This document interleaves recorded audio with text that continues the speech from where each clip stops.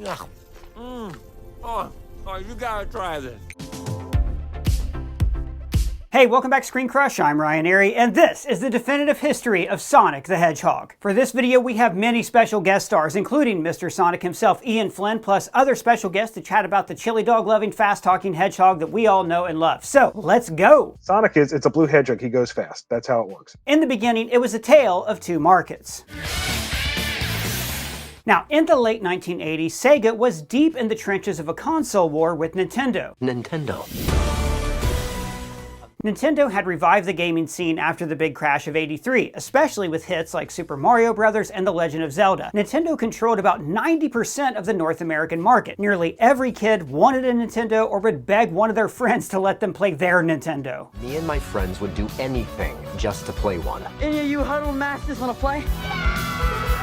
Then Sega came in with the Master System, which was technically superior to Nintendo's system, but they just still couldn't get a foothold in the market. Now, a big part of the reason for that was Nintendo's tight grip on third-party developers, which meant that Sega didn't have a lot of games to offer. Now, to revitalize its position, Sega decided to enter the 16-bit console race before Nintendo did. As a result, the Sega Genesis, known as the Mega Drive outside of North America, was launched on October 29, 1988 in Japan, and August 14, 1989 in North America, and November 30, 1990 in Europe. The Genesis boasted impressive graphics and sound, along with a strong lineup of games, including Altered Beast, Space Harrier 2, Tommy Lasorda's Baseball, Super Thunderblade, and Ghouls and Ghosts. So these games help position the Genesis as a more mature, arcade-focused console option. However, none of them could compete with Mario. The goal then became to develop a faster, cooler mascot that would rival the Italian plumber's appeal with the kids. It was a company-wide effort that everyone could submit their ideas.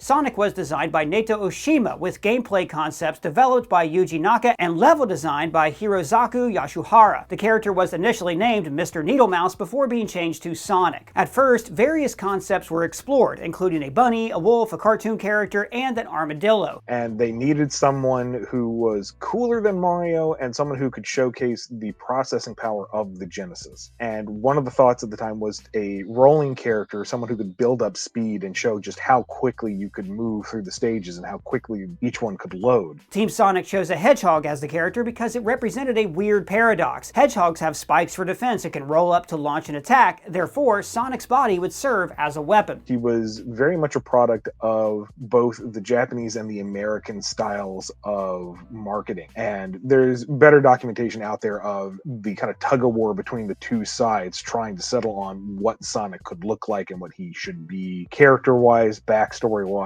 And what we got was a weird child of these two very different philosophies in a time where global branding was still kind of in its infancy. Sonic's design features a blue color to align with Sega's logo. His iconic shoes were inspired by a pair that Michael Jackson wore in the Bad music video, and also by Santa Claus, two ultimate icons for kids.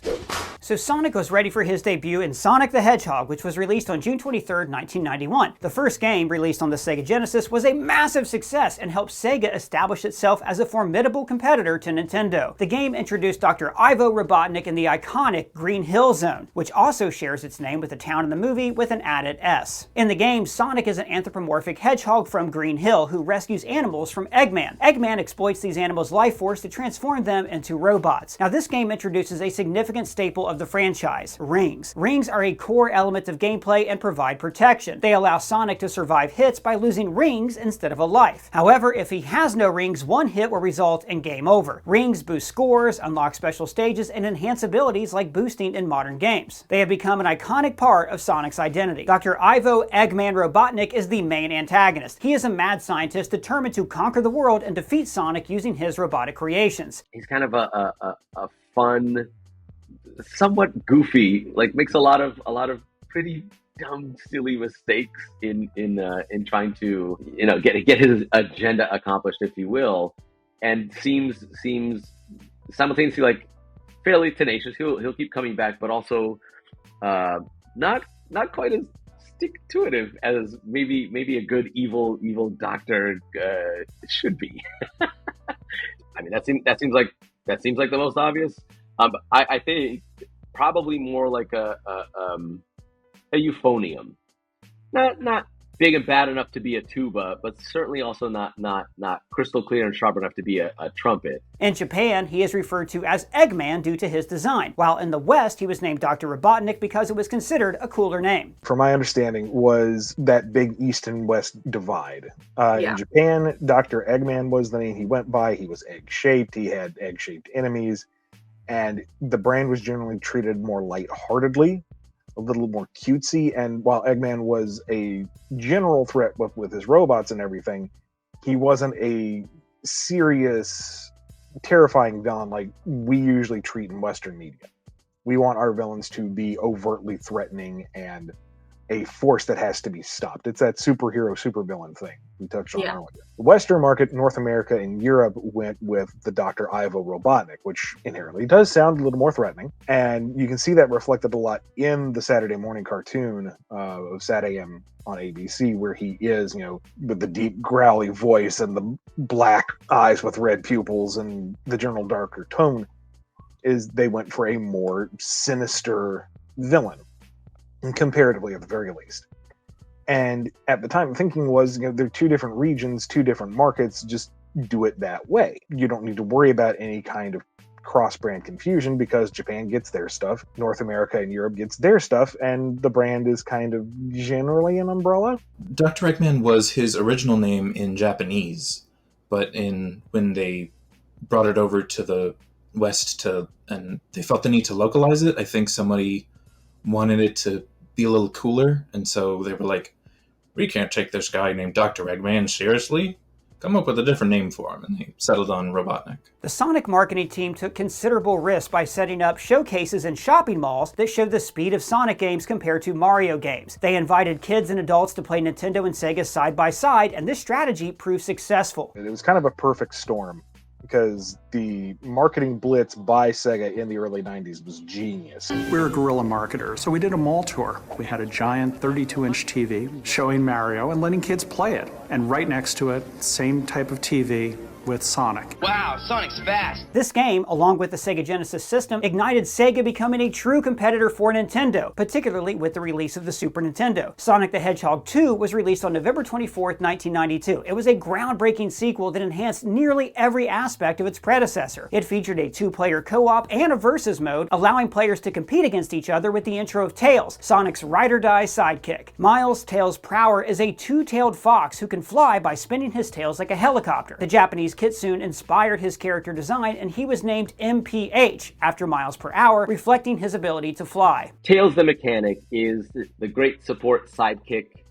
He bears influence, but not so much that he will derail or super heavily influence. It's more of a just a sounding board, just making sure Sonic. Maybe that's not the best way to handle that situation. Tails feels like a wind. He's in the clarinet world. He's in the middle strings world, but probably clarinet, oboe, kind of hanging out in that world. Now, what was great about Tails is that you couldn't die. Should you fall or lag behind, he would always fly back in as long as Sonic was still standing. Sonic 2 also debuted the Spin Dash, letting Sonic build momentum while stationary for faster gameplay. The game included a new first location level, Emerald Hill Zone, and iconic special stages such as a 3D-style half-pipe course where players collected rings to earn Chaos Emeralds. By gathering all 7 Chaos Emeralds, Sonic could transform into Super Sonic, which has often been compared to the Super Saiyan transformation from Dragon Ball Z. The DNA is clearly there. Sonic was very much inspired by early Toriyama stuff, especially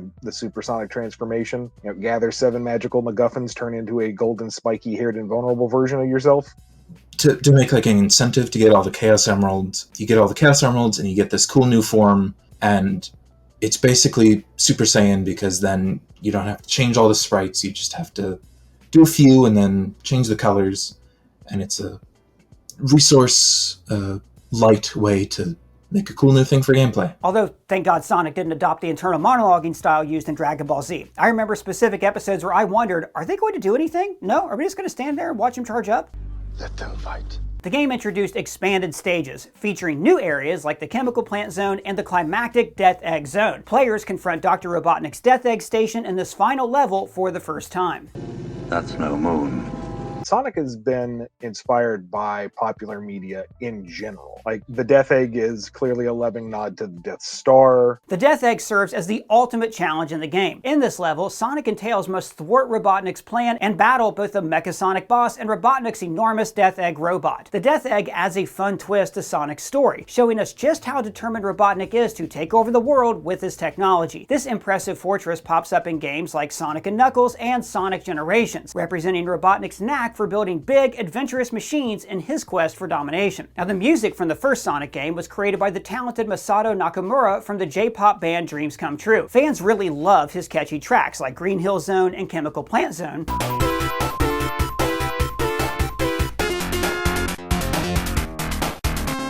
which were made possible by Yamaha's YM2612 FM synthesis. The YM2612 is a fantastic 6-channel FM synthesizer chip that became well known for its use in the Sega Genesis / Mega Drive and various arcade systems. It produces a wide range of sounds, creating rich and lively audio, which stood out compared to the cleaner sounds of rivals like the Super Nintendo. 4 or 6 sounds could play simultaneously on the Sega Genesis through the processor.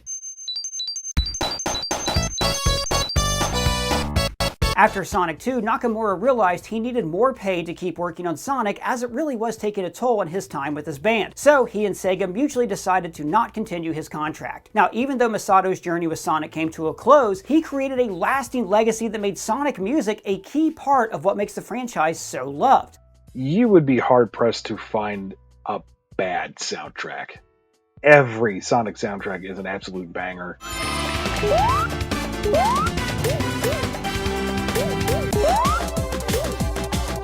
People celebrate this music for its creativity, variety, and ability to connect with fans of all ages. So a unique thing about the Sonic franchise music, the soundtracks, it has everything. Quite literally, it's pop, it's ska, funk, jazz, soul, hip hop. It's a little bit of everything, electronica. As the series evolved, Sonic's music became one of its most beloved features, mixing different styles and really taking video game music to new heights. Well, right off the bat, it's heroic, it's anthemic, it's brass and strings, so you're hearing fanfares, you're hearing like very much regal royalty is entering the building. You can hear a pronouncement of "ladies and gentlemen, blah, blah, blah, please stand," whatever it is.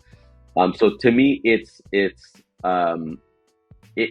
establishes much more of the this is not a shy, quiet, hanging out in the background character. He's going to make his presence known. He's showing up. He's the hero of the day, and here it comes. And so getting that right off the bat to launch seems like a great way to introduce, a character that is, it can even go so far as to say arrogant and super, super, super confident, and more likely to do first and ask permission later than anything else. And so it stays very true to the character to just launch in with energy right from the beginning.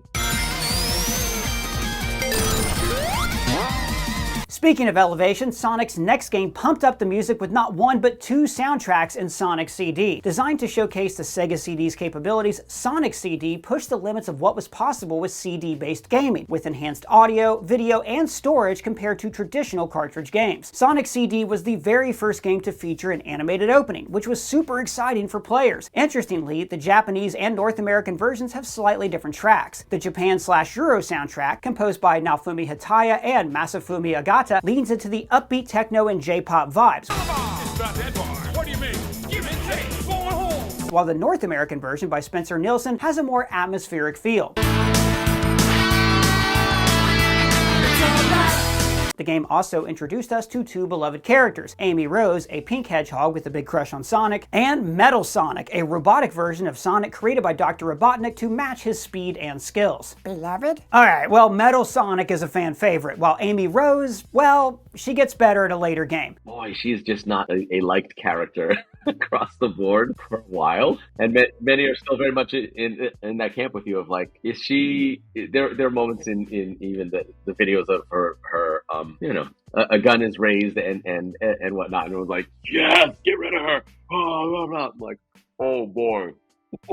Wow, that just got real.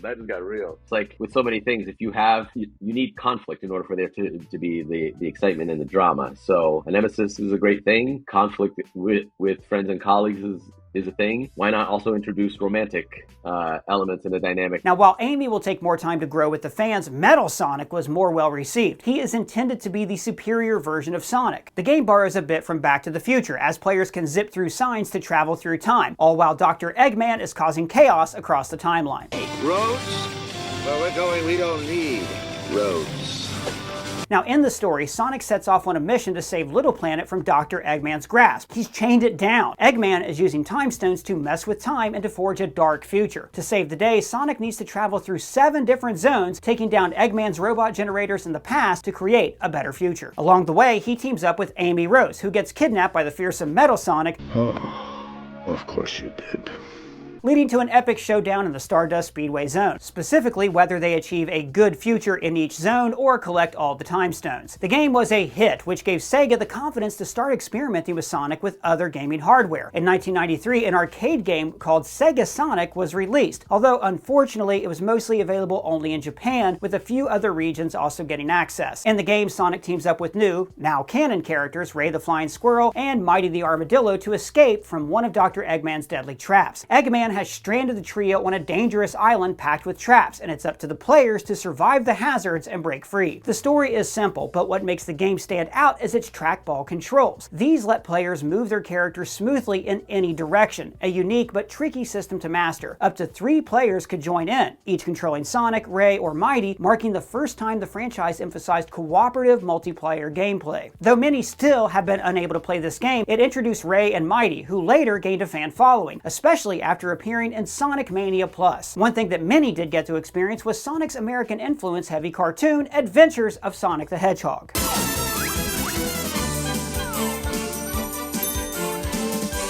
Adventures of Sonic the Hedgehog was Sonic's first major animated TV series, which aired in syndication in September of '93. More of a slapstick comedy, very episodic, shamelessly stole Saturday Night Live gags to spoof. The series followed Sonic and Tails as they thwarted Dr. Robotnik's schemes to conquer the planet Mobius. You mean Eggman? No, I mean Robotnik. This targets American audiences, so he's Dr. Robotnik. The show also gave him bumbling robotic henchmen, Scratch, Grounder, and Coconuts, who provided much of the show's humor through their incompetence. It's very Bulk and Skull. We are not going to eat them, numbskull. We are going to throw them. Chili dogs first appeared in the cartoon as well. Sonic's fondness for these delicious snacks quickly became a fun part of his personality, as he was frequently seen enjoying them. This playful love for chili dogs remained a consistent trait throughout his later games and adventures, becoming a beloved aspect of his character. Oh, you gotta try this. Each episode often concluded with Sonic delivering a Sonic Says segment that provided children with moral lessons or safety tips. The series introduced characters like Breezy and Wes Wesley, who later became recognized in the broader Sonic lore. Its distinctly comedic tone stood in contrast to the darker Sat-AM Sonic series, which aired at the same time. But because it came on Saturday mornings, everyone calls it Sat-AM, Saturday morning. And they were driven by the Western division of the marketing at the time, because at the time, universal global marketing wasn't really a thing for these kinds of licensed products. You were very strictly regionalized. So Sega of America had their take on Sonic, Sega Japan had their take on their version of Sonic, and who cared if there were inconsistencies? We're only worried about these regions because this property may not last more than a year or more. And so that's where chili dogs and red race car beds and so many iconically and uniquely American versions of Sonic material came from. In both series, Sonic was voiced by Jaleel White, who is well known for his role as Steve Urkel on Family Matters. Can I do that? White infused Sonic with a lively and energetic personality, making the character even more iconic for fans of that era. He also reprised the role of Sonic in another animated series, Sonic Underground, but more on that later, right Ian? The Sat-AM series was for fans who found the first interaction to Vaudevillian. This was a darker, more serious entry that follows Sonic and the fan-favorite team Freedom Fighters, which included Princess Sally Acorn, Tails, and Bunny Rabbit, who was from the comics, as they battle the evil Dr. Robotnik, who has turned their world of Mobius into a dystopian roboticized landscape. No more Robotnik. Too bad. Sat AM featured continuous story arcs, deeper character development, and higher stakes. It focused on themes of rebellion, freedom, and resistance against Robotnik's tyranny. Back in the land of gaming, arguably one of the best Sonic games ever was Sonic the Hedgehog 3 and Sonic & Knuckles. Wait, that's 2 games. Well, they were initially going to be one game but had to be split due to technical limitations at the time. Sonic the Hedgehog 3 spin-dashed onto the scene in February 2nd, 1994, picking up right after the thrilling events of Sonic 2. Sonic and Tails are back in action this time, facing off against the mischievous Dr. Robotnik. The story follows Sonic and Tails as they work together to stop Robotnik and clear their names while gathering Chaos Emeralds to transform into the super-fast Super Sonic. After the explosive destruction of the Death Egg, Robotnik crashes it onto Angel Island and cleverly tricks Knuckles the Echidna into thinking that Sonic is up to no good. The second Sonic film is based on the plot of this game. Sonic, meet Knuckles. My new BFFAE. Knuckles was introduced as the last guardian of the Master Emerald, which resides on the floating Angel Island. His design was partially inspired by Jamaican culture, evident in his dreadlock-like spikes, making him visually unique compared to Sonic. His red coloration was chosen to contrast Sonic's blue, symbolizing their initial rivalry. As the guardian of the Master Emerald and Angel Island, Knuckles draws from archetypes of mythical protectors tied to ancient treasures, adding depth and a sense of mystery to his character. He was crafted to serve as a serious, duty-driven counterpart to Sonic's cocky, free-spirited personality. Knuckles is the freaking man. Our keyboards is sort of our resident Knuckles. Just has the energy and the personality and what's up, I'm here and I don't care. Let's go. Let's do this thing, man. Let's do it. And truly in a very, very profoundly direct confrontational. I got a thing that my name is Knuckles. I will beat you down. I will beat your ass down. So I want to get on to the next thing and I gotta go do what I gotta do. Knuckles temporarily became a formidable adversary, ambushing Sonic and disrupting his progress. However, he soon realizes Robotnik's deception and allies with Sonic to protect the Master Emerald and stop the villain's schemes. On October 18th, 1994, we got Sonic & Knuckles, which was basically a DLC,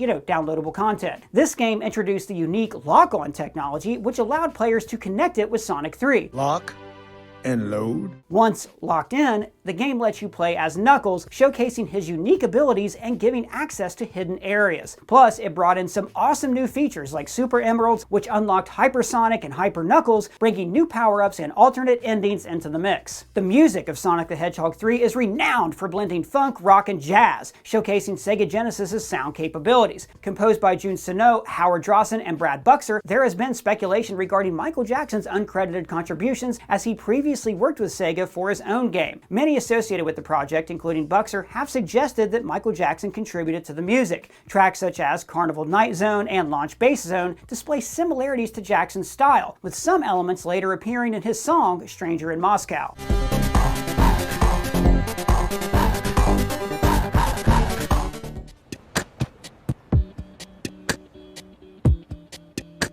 Now, the reasons for Jackson's departure vary. Some cite dissatisfaction with Genesis' sound limitations, while others believe that Sega distanced itself from him due to the 1993 allegations of child abuse. Later re-releases, like the 2022 Sonic Origins collections, replaced several tracks with prototype compositions, likely due to legal issues. Now, this has sparked discussion among fans, and we still don't really have a clear answer. What is clear is that the music still rocks, especially fan favorite Sky Sanctuary.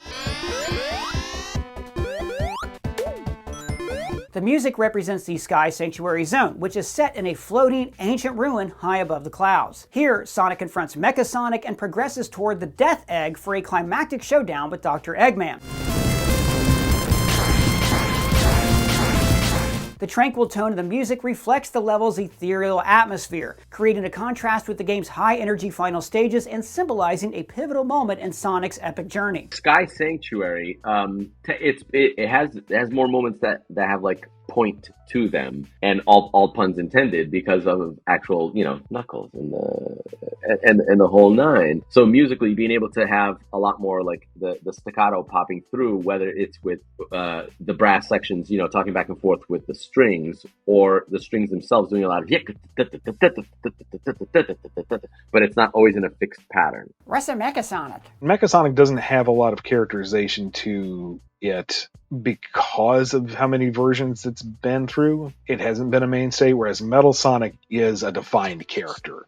You know, he seeks to be the one true Sonic. He is driven to be Sonic's replacement. So there's a little more meat on that bone. One who had plenty of meat left on his bones after this was released was Knuckles. He was so popular that Sega created his own game, Knuckles Chaotix. This game introduced additional characters to the canon, including Espio the Chameleon, Charmy Bee, and Vector the Crocodile. Now, we could talk about that, but there's no Sonic. Well, hey, there's Metal Sonic, who aspires to... Doesn't count, we don't have time, we gotta go fast. Sonic 3D Blast, also known as Sonic 3D Flicky's Island, arrived in November 1996 for the Sega Genesis / Mega Drive, and later for the Sega Saturn and PC. Now, at the time, Super Mario 64 and the Nintendo 64 were gaining popularity, while Sega Saturn released Sonic 3D Blast. Again, wanting to compete with Nintendo, this game was a pseudo 3D experience, marking Sonic's first transition from 2D to 3D gameplay, although it only partially achieved this. The game's isometric controls, however, were criticized as challenging to master. The story is set on Flicky Island, where Dr. Robotnik discovers mysterious birds called Flickies that can travel through giant rings. He traps the Flickies in his robots, intending to use them for his schemes. Sonic must free the Flickies, gather them, and transport them through the rings to unlock paths, ultimately stopping Robotnik. The game introduced isometric 3D visuals.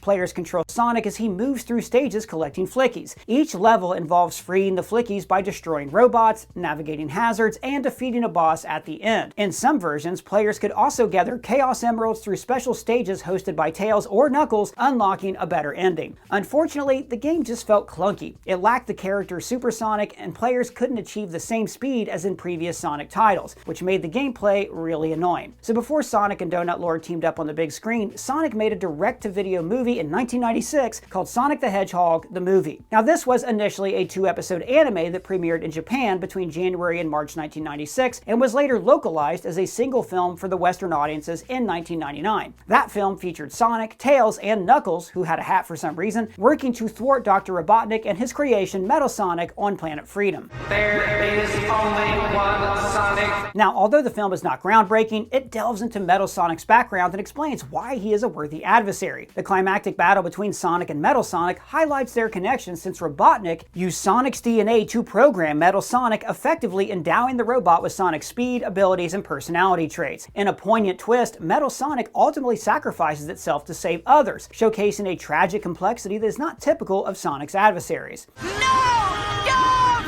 Don't do it, Sonic! This is why I think he'll be the next character to be brought onto the big screen for Sonic 4. Yes, we're already theorizing about Sonic 4, not the game, the movie. We don't talk about the game. Person, what is that? Well, buddy, we have finally come to our favorite Sonic song.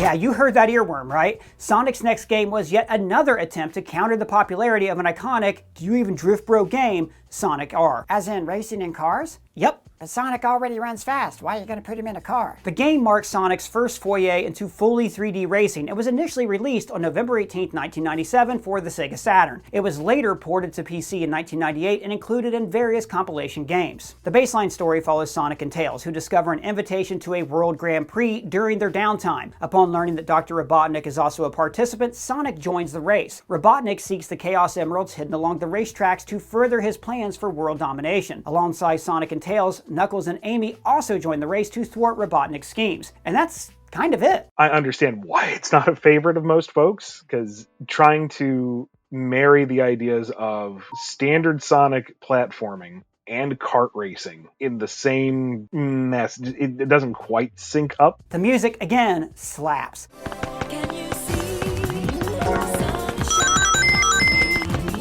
No lie. If I go to the gym, I'll put on the Sonic R soundtrack. The game is famous for its lively, vocal-heavy soundtrack by Richard Jacques, featuring popular tracks such as Can You Feel the Sunshine and Living in the City, both of which have developed a cult following.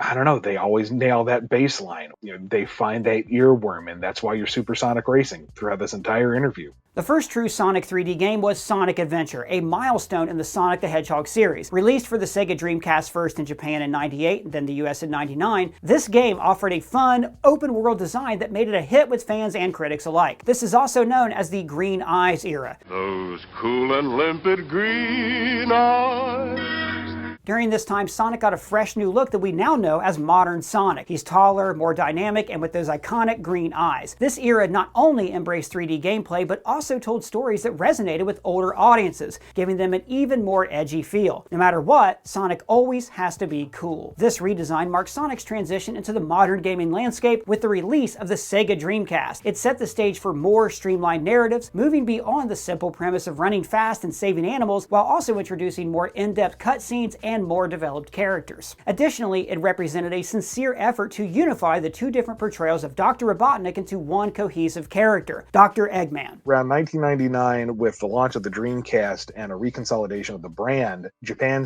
moved forward with the idea that there is a singular vision for Sonic, and there we had kind of also found a melding of the two versions where he's still very theatric and can be comical, but he's also an incredibly threatening and clever villain. So he is something of a merger of the two ideas. Amy also got a significant upgrade for her character in this game, making her more digestible to viewers who found her incredibly outdated in female representation in previous games. Her now iconic hammer gets introduced here. The character design of Amy Rose.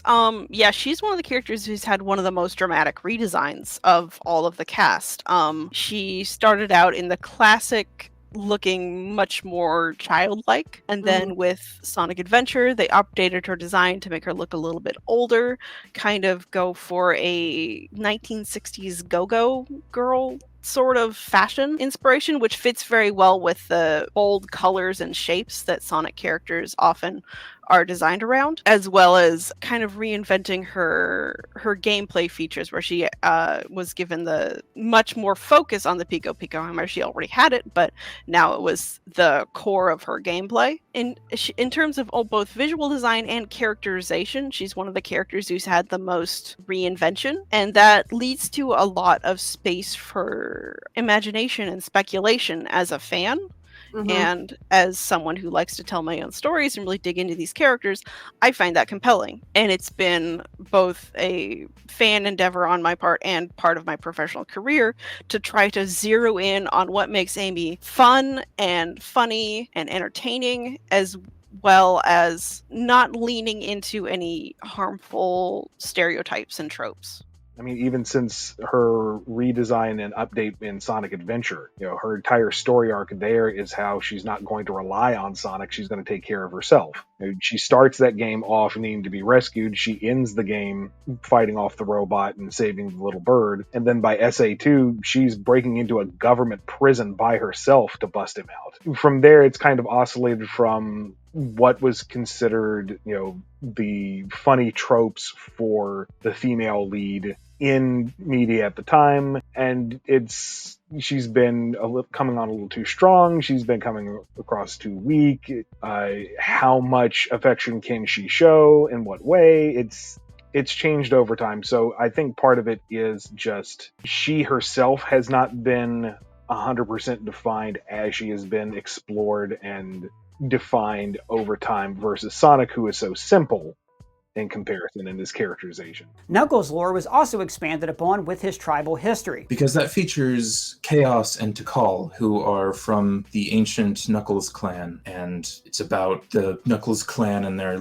bent on warring and conquering the lands around them, and they want to use the Chaos Emeralds and the Master Emerald to fuel their conquest. And in doing so, they trample on Tikal and the Chow that live around the garden, and Chaos is fueled with this rage and destroys the whole civilization as we see it in the flashbacks. And that is where I think they kind of first delve into the deeper storytelling, because they finally have more intricate cutscenes.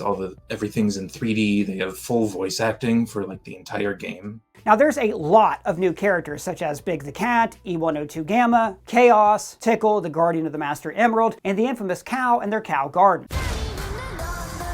What is this den of madness? In the game, Dr. Eggman awakens Chaos, an incredibly ancient water creature, so he can use its powers to take over the world. Chaos becomes stronger by eating the Chaos Emeralds. Each playable character has their own unique story, and a catchy theme song that ties into the main plot. In the end, Sonic confronts Perfect Chaos in an exciting showdown to save Station Square from destruction. The background stories of Chaos and Tickle greatly enhance the gaming experience for Sonic fans, making it a must-play title for every gamer. But no epic Sonic game would be complete without again evolving the music of Sonic as well. It's the evolution in the best ways, because it's not just a single one-dimensional form of evolution. It really is in all ways. And so the music, I feel like, gets to be, but also needs to be, very reactive and very responsive to that evolution. The soundtrack, primarily composed by Jun Sano with contributions from Kenichi Tokoi, Fumi Kumatani, and others, featured rock, jazz, electronica, and orchestral influences. This variety of musical styles complemented the diverse gameplay and the characters' unique personalities. In this game, Jun also introduced his band, which would become Sonic's official band, Crush 40. Their song, Open Your Heart, was a huge hit.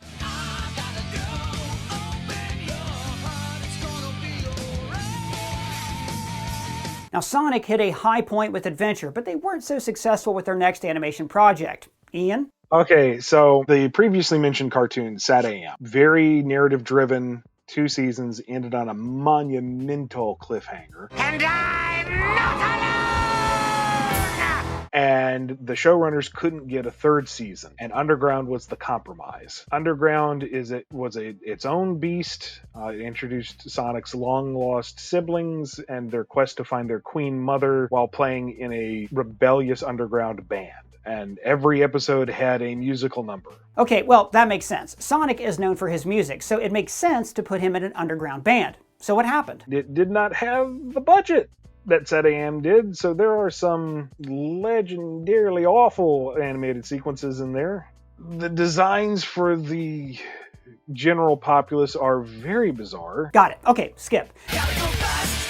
If you were to ask Sonic fans which game stands out above the rest, you would likely receive a variety of answers. However, nearly everyone agrees that Sonic Adventure 2 ranks among the top 3 games in terms of gameplay relevance and for introducing the edgiest and arguably the coolest character of them all, Shadow the Hedgehog. Sonic Adventure 2 was released on June 19, 2001 for the Sega Dreamcast, celebrating the franchise's 10th anniversary. The vibes of Sonic Adventure 2 are so strong. Like, the cutscenes are short and very to the point in terms of the story, but just every time he's on screen, Sonic is just so effortlessly cool, it feels like. And just like, your first intro is he's jumping out of a helicopter and then he tears off a piece of the helicopter to snowboard down city streets, and it's like, you can't top that for an opening, it feels like. The game consists of 2 parallel story campaigns, the Hero Campaign and the Dark Campaign. The Hero Campaign features Sonic, Tails, and Knuckles, while the Dark Campaign includes Shadow, Dr. Eggman, and Rogue, a new character who is a treasure hunter and a skilled thief. Rogue is motivated by her desire for jewels, such as the Master Emerald, and serves as a double agent. And from what I remember, Sonic Adventure 2 was kind of the first time with the introduction of Shadow, the games actually went from being like these lighthearted games where you're rescuing animals from Dr. Robotnik to, oh, there's like a dark and brooding tragedy story behind one of these characters.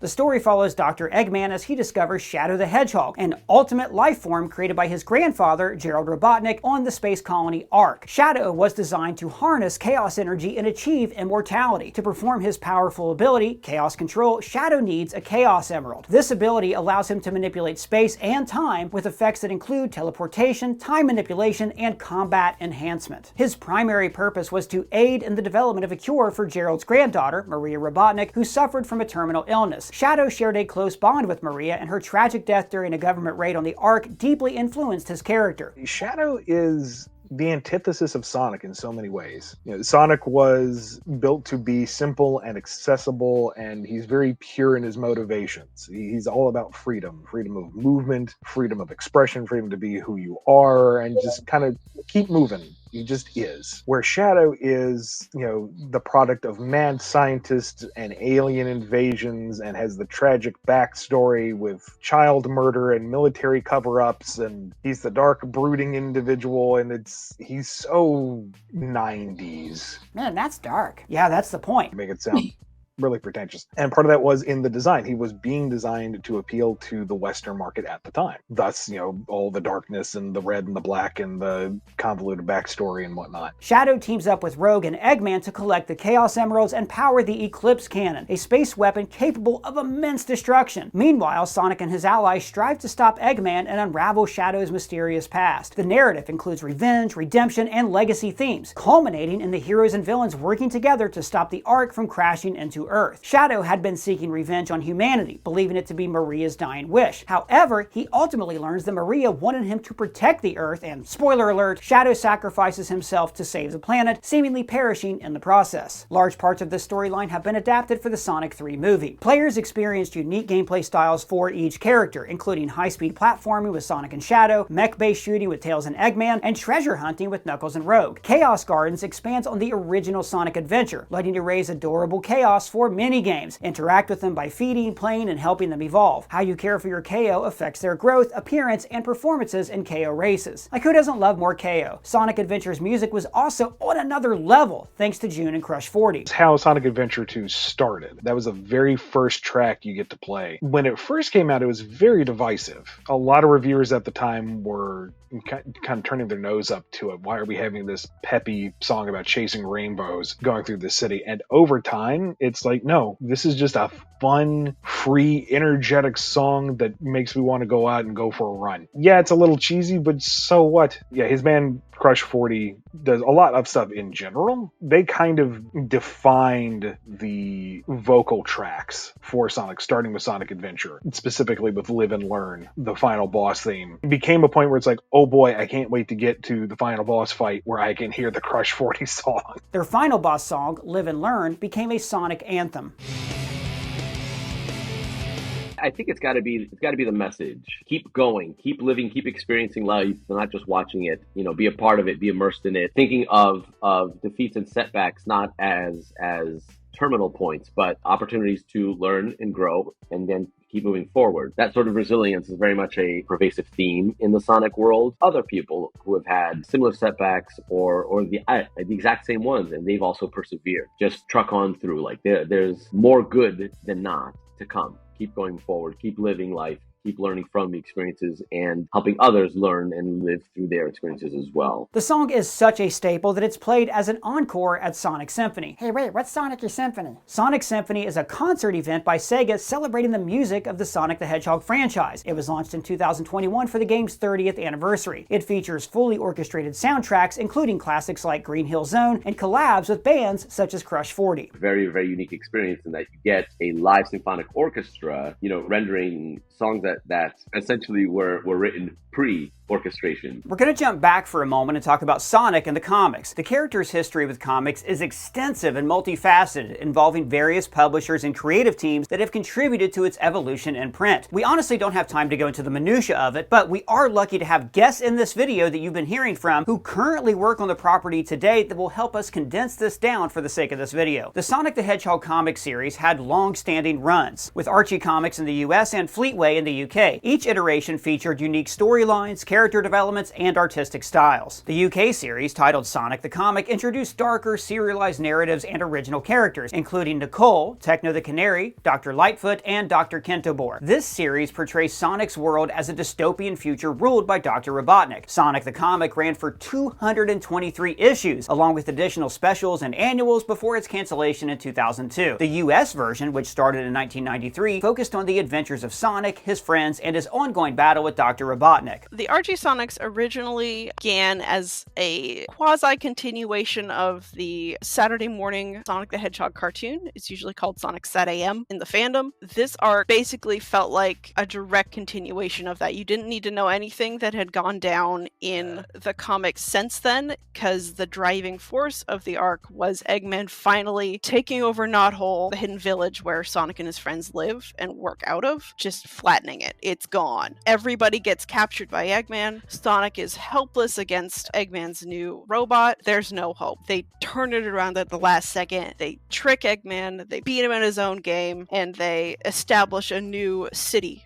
where everybody can live. And it was just such a fun to see that worst case scenario play out and then get reversed in such a tight and clever way was an incredibly strong hook and a really good place to jump in for somebody who was familiar with the broad strokes of the setting but didn't want to get into the minutia yet. The Archie comics were based on was only 2 seasons, and that was like 93, 94, and they just kept running from that point. For the Archie comics, they had quite a bit of narrative freedom because they were not considered canon to the games, and the setting that they existed in on the planet Mobius had its own whole set of world building and history that was basically entirely separate from the games. So there was just a lot of room to just play in their own space and with their own cast of characters, and then just kind of cherry pick things from the games that were fun to do or that already happened to mesh well with what was already going on in the comics. It was its own self-sustaining narrative ecosystem, I guess I'd call it. Each iteration of the comics provided fresh perspectives on Sonic and expanded his universe beyond the games, with stories often exploring his relationships with other characters and providing more complex plot lines. The comic introduced characters such as Sally Acorn, Bunny Rabbit, and Antoine de Colette, along with the Freedom Fighters who opposed Robotnik's rule on Mobius. It also featured original plots, such as Sonic leading the Freedom Fighters and experiencing romantic tension with Sally Acorn. Been thinking.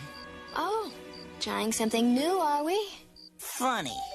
Thank you. In addition to drawing inspiration from the cartoons, the Archie series adapted various storylines from the Sonic video game franchise, including Sonic and Knuckles and Sonic X, just to name a few. Ian was involved with some really exciting crossover events. He worked on Worlds Collide, where Mega Man joined forces with other characters, and Worlds Unite, which brought together some of our favorite Capcom heroes. The first Sonic Mega Man crossover, Worlds Collide, we had the Sonic license under Archie Comics. We'd just gotten the Mega Man one. I thought, wouldn't it be fun if, since they're under the same publishing house, we could do some kind of crossover. And I just typed up a pitch doc just for my own sake, just for funsies. And then a few months in, the editor at the time, Paul Kaminsky, says, so Capcom asked if we would be interested in doing a crossover event. We reached out to Sega and they said, yeah, that sounds like fun. Would you be interested in working on this project? And I said, Paul, I already have the pitch deck for you. Part of it is it's finding what they align on and where they clash and playing into both.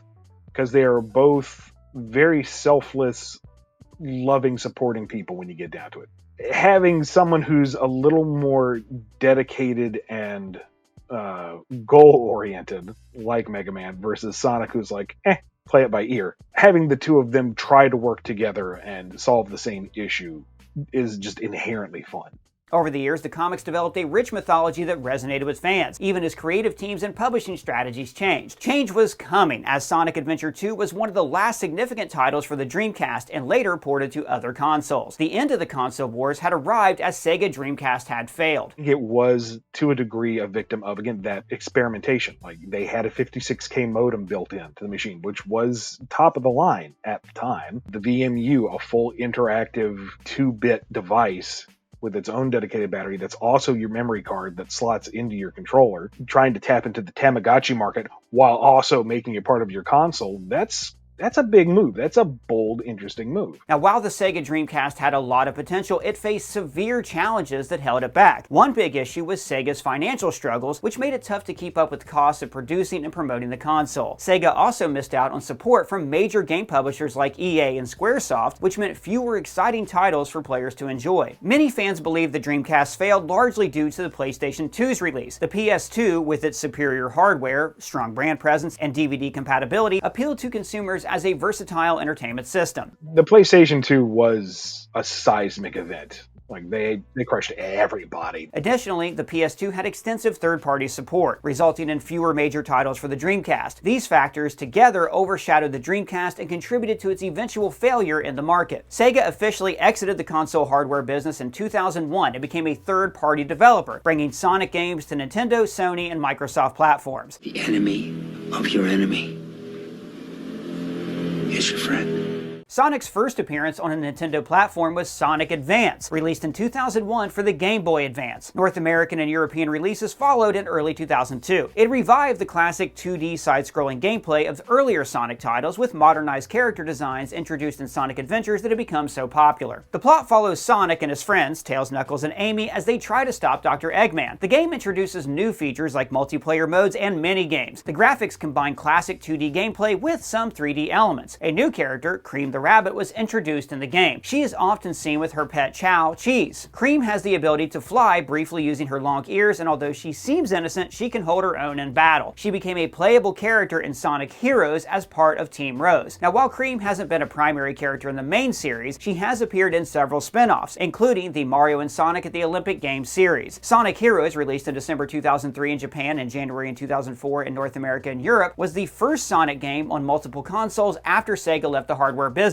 It was available on the PS2, Xbox, and GameCube. That one felt like more of a return to the classic style storytelling, where it was very straightforward. It's less like this grand winding adventure, and it still has those elements. You just play through the stages, and in a linear order. You don't have like hub worlds, you don't have like the Chow Garden that you warp to every now and then. Straightforward, but it's a lot of fun, and it's this really nice focus on all these characters. Heroes brought back multiple popular characters for its team-based gameplay, including Shadow. I didn't know if he would continue. At the end of Sonic Adventure 2, the game, Shadow appears to fall to his death. When Sonic Heroes rolled around, Shadow was hugely popular. The question was, do we bring him back? And the question was, is he dead or not? This team-based gameplay was a clear standout. Players controlled 3 characters simultaneously, and each character in a team had a different role: speed, fly, and power. This allowed for varied gameplay that emphasized teamwork and strategy. The narrative involves Dr. Eggman, who plans to conquer the world again with a secret weapon. Again, 4 teams of 3 characters each are formed to thwart his plan, and each team has a different difficulty level. Team Rose, which is Amy, Cream, and Big, was a beginner-friendly team, ideal for new players with a focus on exploration. Team Sonic, which is Sonic, Tails, and Knuckles, is the standard team focused on straightforward standard platforming and speed. Team Dark, Shadow, Rogue, and E123 Omega, was the team designed to challenge players by focusing on combat and exploring more difficult levels. And a new team, Team Chaotix, SBO, Vector, and Charmy, was the kind of an offhand team that revolved around investigation and finding specific objects. E123 is a powerful robot created by Dr. Eggman as a more advanced model among his creations. Notable for his large size, dark color scheme, and mechanical design, Omega emphasizes combat and destruction. He's a delight to play alongside the Sonic Adventure 2 characters of Shadow and Rogue. Completing all 4 team stories unlocks the final story, which pits Super Sonic, Tails, and Knuckles against Metal Sonic, who has been manipulating the events behind the scenes. I previously mentioned that one run of the Archie comics was linked to animation as well as the games. One of these animations was Sonic X. We also did a reasonably decent run of the Sonic X tie-in comic, which was interesting because they wanted to be in line with the anime, but they didn't want us to move beyond a certain point in the anime. And we couldn't introduce new elements like we did in the regular series. So it's like, how do you tell a story that uses these set pieces without retreading old ground? And basically, we just made it a comic book. The series follows Sonic, Tails, Knuckles, Amy, and the others as they are transported from their homeworld to Earth due to a Chaos Control mishap involving the Chaos Emeralds. On Earth, Sonic befriends a human boy named Chris Thorndike. I think I've already gone every place I want to go. Right. I forgot how much you like to travel. The series centers on Sonic's battles against Dr. Eggman and their quest to retrieve the Chaos Emeralds. I think Sonic X is a great showcase of Sonic as not a character you're meant to relate to, but a character that's just really interesting to watch and see what he does. Sonic would next debut on the DS with Sonic Rush in November 2005. That was the game that introduced Blaze the Cat, who is phenomenal. She's a princess from another dimension tasked with protecting the Soul Emeralds. And the Soul Emeralds are, roughly speaking, the equivalent to the Chaos Emeralds in her home dimension.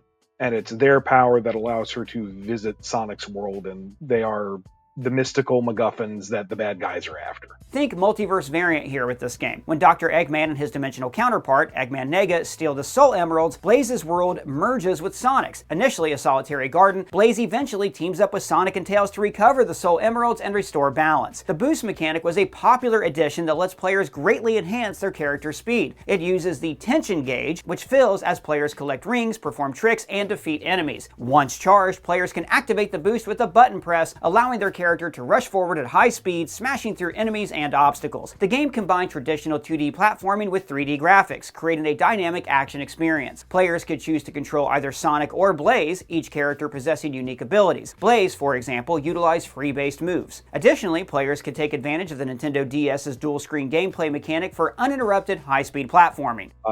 Took advantage of the dual screen so that you would be running on one screen and then go down into the other one and then go back up into the top one, and very fast-paced. There are a lot of games in the Sonic franchise that maybe Sega would like to forget, such as Sonic Patrol Car, Sega Sonic Cosmo Fighter, Sonic 4, Sonic Chronicles, Sonic Shuffle. Ian, you got anything? Sonic Golf. You know, an 8-bit golf game that just happens to have a Sonic icon on it. And of course, there's other lesser-received games like Sonic Schoolhouse. But now let's talk about Sonic the Hedgehog 2006. 2006, 2007, where one of the biggest games that just come out was Sonic 06, which unfortunately suffered from a lot of production issues and didn't get to come out as a fully finished product. It was kind of a rocky point for Sonic in the public sphere. It didn't have a lot of cachet, let's say. Sonic 06 was intended to reboot the series, but it was critically panned due to its numerous glitches, poor controls, and convoluted story. As Evan stated, it is often cited as a low point in the series. The lowest point is the bond that Sonic forms with Princess Elias, culminating in a scene where she revives Sonic with a kiss after his apparent death.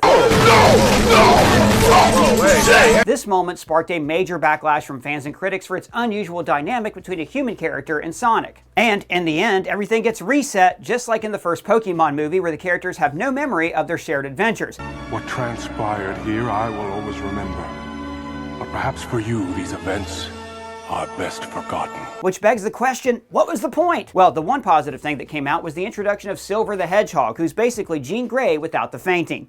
Silver the Hedgehog internal documents leaked years ago that directly says he's like Trunks out of Dragon Ball Z. Fine, same difference. I remember at school, other kids were talking about this new Sonic game that was coming out, and one of them mentioned, yeah, there's a new character called Silver the Hedgehog, and he's like Sonic, but he's gray, and I'm like, that sounds fake. That sounds like a fan character. Now that I know Silver, I like him a lot. Silver is a time-traveling character from a dystopian future where his world is ravaged by destruction. His initial mission involves traveling back in time to prevent the apocalyptic events caused by the flame entity Solaris. Misled by the villain Mekhi, Silver believes that Sonic is responsible for the devastation and initially targets him as an enemy. However, Silver's perspective changes after interactions with Sonic and Shadow, leading to a united effort to defeat the final boss, Solaris. So it's another villain who misleads a new character to try to take down Sonic? Yeah, man, if it ain't broke, don't fix it. Yeah, but this game is broken. Fair enough. So Silver would go on to appear in several later games, including Sonic Rivals, Sonic Generations, and Team Sonic Racing.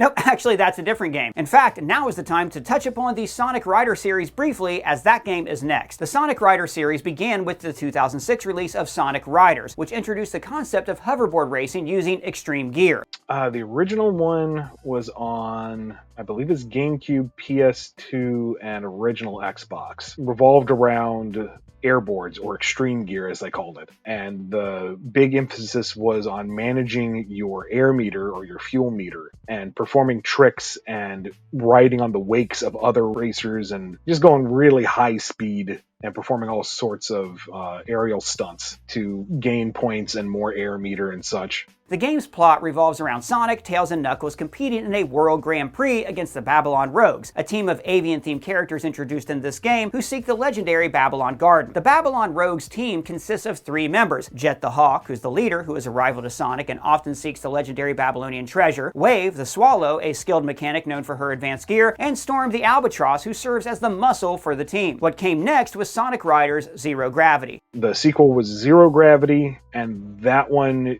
put an emphasis on the central gimmick of creating these zero-G tunnels where you were bouncing off of material that you rose off the ground to accelerate.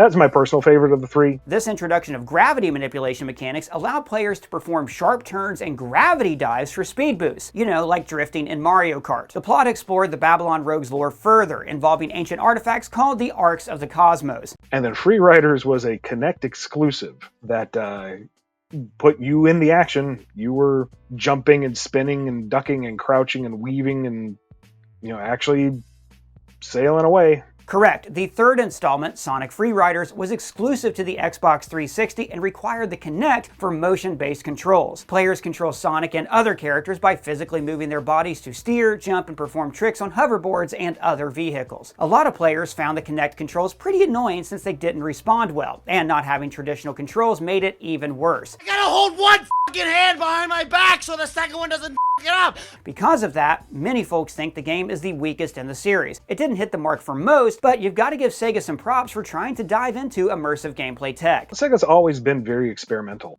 with hardware and with software. Sonic has never really been content to sit with a particular singular format and drive that into the ground. Sega continued experimenting with the release of Sonic Unleashed in 2008 with the debut of the Werehog. It starts in this cold open where you're seeing the end of one of Sonic's adventures where he's reached Eggman's space shuttles and he turns super in the fight against Eggman, and it feels like the ending of a Sonic game. But then Eggman enacts his trap and Sonic is stripped of the Chaos Emeralds. The Chaos Emeralds are stripped of their power. Sonic is sent back down to Earth in this new form. When Sonic wakes up as he's back on the planet, he sees that the planet has been shattered apart into pieces, and he meets this little weird Chihuahua fairy guy, and Sonic and Chip just go on this cool globetrotting adventure to put the planet back together. The game had dual gameplay styles, daytime levels and nighttime levels. I think there was a lot of praise for the daytime stages where you play as Sonic in his regular form and he's just running, and it's the first introduction of the boost format, which I think some people were against because it's a little more locked into a certain thing, a little more arcadey. Nighttime levels featured slower, combat-oriented gameplay in Sonic's Werehog form, which emphasized strength and combo-based combat. After Sonic Unleashed, things get, if you can imagine, even more weird and divisive.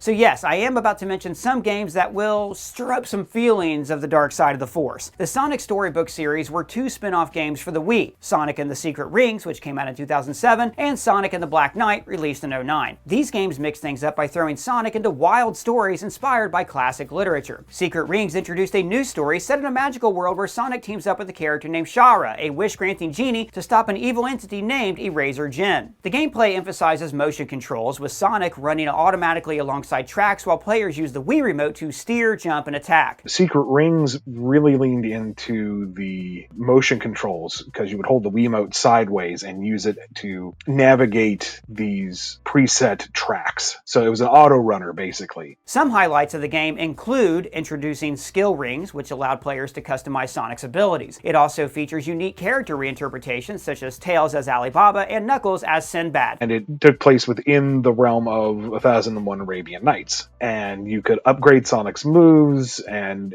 find alternate paths, and the music is just phenomenal. So when Sonic and the Black Knight came out, I was like, this is all I've ever wanted. Sonic has a sword, he's running around fighting knights that look like his friends. Both games received mixed reviews due to the auto-runner mechanic, but the gameplay of the Black Knight was particularly frustrating. While again, not a complete success, the Sonic Storybook series is remembered for its ambitious storytelling and creative reinterpretations of Sonic and his world within mythical and literary settings. For all its flaws, Sega was truly trying to take its beloved Hedgehog and push his boundaries. It feels like they kept trying so many new things with each Sonic game that was kind of hard to learn them because you kind of expected to be able to go in with the same knowledge. 2010 marked a significant year of revitalization for Sonic with the release of Sonic Colors. Sonic Colors was the big first outing into this new style for Sonic, where he had different writers who were the same people that made Happy Tree Friends, and he had a new voice cast. Sonic sounded very different. Eggman sounded the same. They kept his voice actor. He was like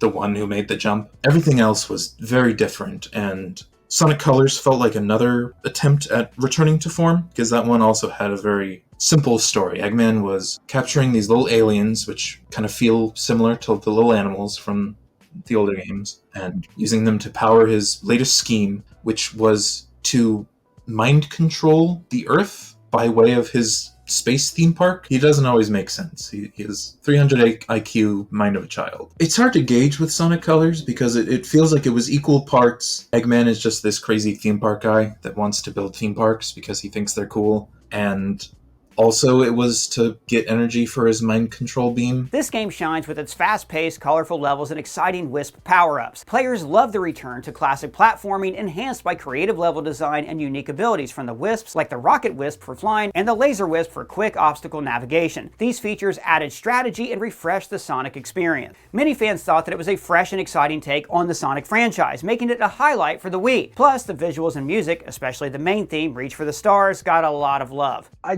really loved the aesthetic of it, the way it handled how fun it was. It was lighthearted. It felt like just a general adventure. The humor was on point. The music was fantastic. I mean, Sonic games have fantastic music almost always, but this in particular really resonated with me, and I just had a good time with it. I think a lot of people had this notion that maybe the stories in Sonic games were too dark or too serious or something because they were more used to like the classic games where they did have stories but you weren't necessarily told them outright. And so in 2010 they did this big shake-up with the voice cast and the writing team, and Sonic felt very different, at least over here. Starting technically with Sonic Free Riders. Sonic legend Roger Craig Smith also began voicing Sonic the Hedgehog here. His portrayal made Sonic more profound and laid back, aligning with the franchise's modern era. Roger's rendition of Sonic, he finds this wonderful snark to Sonic. He finds that perfect balance of being cool and affable and breezy, but also with that little bit of bite here or there. Smith has really made a name for himself as one of Sonic's most recognizable voices. He's lent his talents to games, animated shows like Sonic Boom, and more. His time voicing Sonic has given us a steady presence for the character since Sonic Colors and Sonic Free Riders, and just keeps on going. Colleen O'Shaughnessy kicked off her role as Tails in Sonic Colors, which was a big step into voicing the character in the newer Sonic games. Before that, she had already voiced Tails in different shows, like Sonic X Anime. She's voiced the role in a bunch of other formats too, including the movies. Sonic then came out with yet another series. The Sonic and All-Stars Racing series began with the release of Sonic and Sega All-Stars Racing in 2010. Now this game introduced a kart racing experience featuring various Sega characters. Notably, the game had crossover appeal, with characters like Banjo and Kazooie appearing in the Xbox 360 version. The sequel, Sonic and All-Stars Racing Transformed, was launched in 2012 and introduced dynamic transformations during races. This allowed vehicles to change between cars, planes, and boats mid-race, which was well received for the added complexity and visual appeal. The All-Stars games received generally positive reviews, although it was often compared to Mario Kart. And now let's spin dash into Sonic Generations. So Sonic Generations put classic Sonic character with modern Sonic character together. That's like, oh Yeah, look, they're teaming up. Cute. Yeah, the reveal trailer for Sonic Generations was really fun because it was Sonic running through this familiar scenery of Green Hill Zone and doing all this stuff that you know and love Sonic for, and then he flies off this cliff, and then classic Sonic appears behind him, and you're like, oh wait, that guy, the older version of Sonic, or the younger version by time travel rules. Released for Sonic's 20th anniversary, this game features levels from various Sonic games and allowed players to switch between classic 2D and modern 3D gameplay styles. Sonic Generations were really cool. It was cool to see them have these 2D levels, but with these really 3D backgrounds. And more than anything, it was cool to see the classic and modern Eggman, just because he's such a fun character, so you put him next to himself and he has antics with himself. It's gonna be fun. Sonic Generations is one of my favorites. I love the vibe, I love the gameplay. Just being able to run through all those all those previous zones that I remember, like City Escape and Seaside Hill, and seeing the new ones that I didn't play, like Crisis City from Sonic 06. The plot revolves around a mysterious creature called the Time Eater, which creates a rift in time and sends Sonic on a journey through various levels that represent key moments from the franchise's history. Sonic and his friends travel through different eras, each reflecting a different Sonic game, and they must collect the Chaos Emeralds to prevent the Time Eater from causing further disruptions in time. There weren't any big gimmicks, and so it was very straightforward, and so it was just straightforward Sonic fun. Just run through the levels, learn them, get better at them, try to get the high score, try to beat all the side missions. any of all of Sonic's friends there, which I'm a big fan of the extended cast. The newly added Skill Shop provided a cool twist to the game by letting players buy upgrades for Sonic in both his classic and modern styles. It encouraged you to go back and replay earlier levels to tweak Sonic's abilities and rack up more skill points in order to get a more perfect score. The highlight is the final boss fight, which pits Sonic against Dr. Eggman and the Time Eater. Sonic has to jump in and face them off in both 2D and 3D sections, utilizing both the classic and modern versions, which makes for one epic showdown. I beat you all the time by myself, and now there's two of me!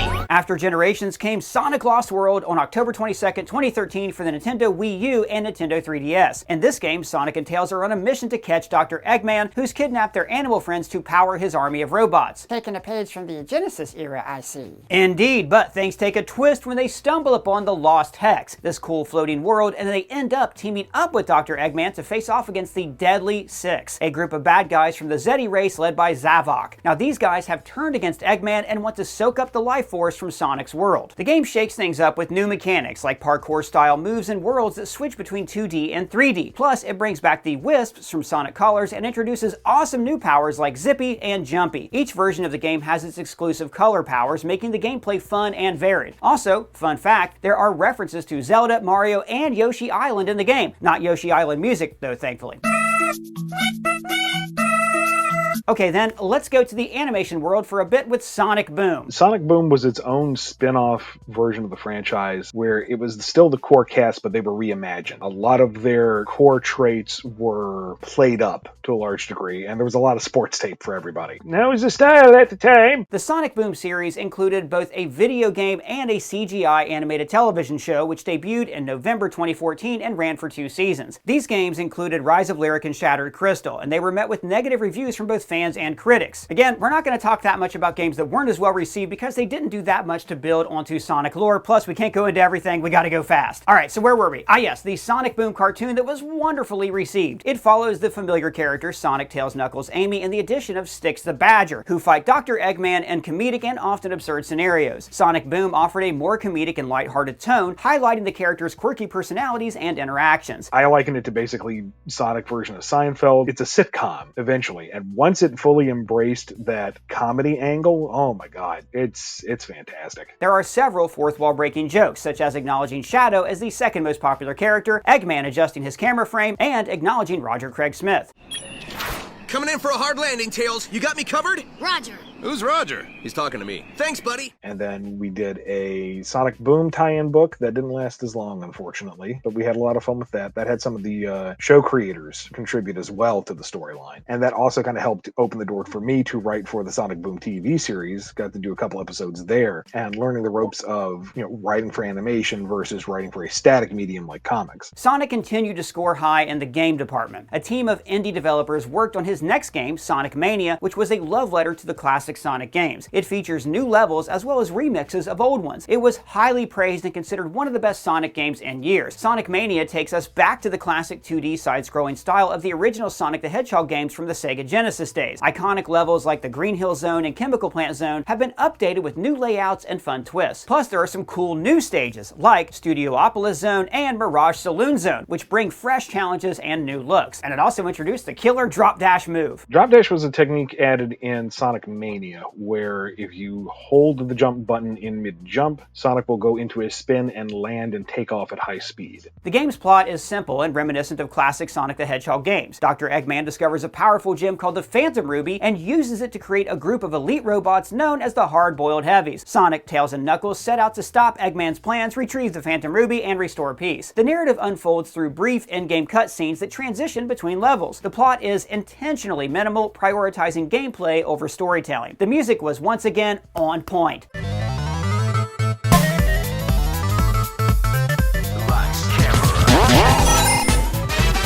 T-Lopes revitalized these classic themes with new compositions that honor the original soundtracks while adding in a modern flair. His work, particularly in Studiopolis Zone, is a nostalgic tribute to the early Sega games, cementing Sonic's music legacy across multiple generations. Sonic Mania even had an encore edition because of its popularity, where you could play as Ray and Mighty. Remember them? It's all the way back to the Sega Sonic days. Sega produced an animated YouTube series, Sonic Mania Adventures, on their channel to promote the game. This add-on component would become a common strategy for generating excitement about upcoming Sonic releases, so more on that later. Sonic Mania may have been a hit, but Sonic Forces, released alongside Sonic Mania, stumbled and crashed. So we're gonna add it to the list of all the games we don't talk about? Well, this one is worth mentioning because it's a literal breaking point in Sega's efforts to streamline going forward. Sonic Forces felt like they heard that people were getting tired of the more detached non-stories that started with Sonic Colors, and they wanted to do something more serious. The intent was Dr. Eggman has captured Sonic and taken over 99.9% of the world, and so you're playing as this little resistance, this little band of, this is a loaded term in Sonic series, but